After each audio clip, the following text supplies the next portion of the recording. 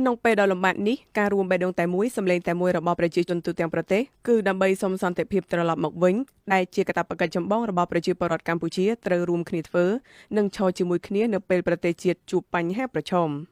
លោកសវណ្ណរិទ្ធប្រជាពលរដ្ឋរស់នៅរាជធានីភ្នំពេញបានលើកឡើងថាប្រជាពលរដ្ឋកម្ពុជាទាំងអស់ចង់ឲ្យថៃបញ្ឈប់ការឈ្លានពានមកលើទឹកដីកម្ពុជាបន្តទៀតកម្ពុជាចង់រស់នៅជាមួយសន្តិភាពព្រោះកម្ពុជាមិនចង់រស់នៅជាមួយការឈឺចាប់បន្តទៅទៀតទេ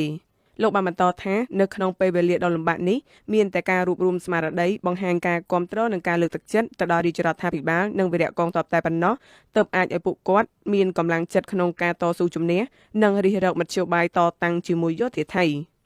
យើងពិតជាមានការសោកស្ដាយដែលកន្លងមកយើងបានព្រមព្រៀងគ្នាលើបទឈប់បាញ់ប៉ុន្តែខាងកងកម្លាំងយោធារបស់ថៃគាត់នៅតែរំលោភបំពានធ្វើឲ្យមាន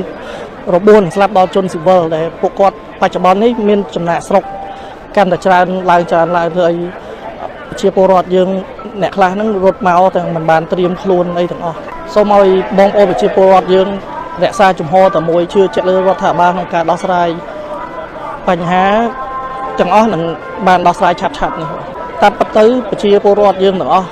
គឺកំពុងរស់នៅជាមួយសុខសន្តិភាពហើយប៉ុន្តែដោយសារមានការឈ្លានពានពីបរទេសជិតខាងទើបធ្វើឲ្យមានជន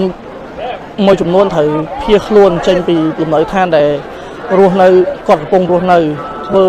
ឲ្យសិស្សសាលាឡើងមានការសិក្សាធ្វើឲ្យជាពលរដ្ឋបានចាក់ឆ្ងាយពីស្រុកភូមិគាត់ហើយសូមឲ្យពិភពលោកជួយបានដឹងឮលើយោធាថៃដែលរំលោភលើបទឈប់បាញ់ម្ដងហើយម្ដងទៀត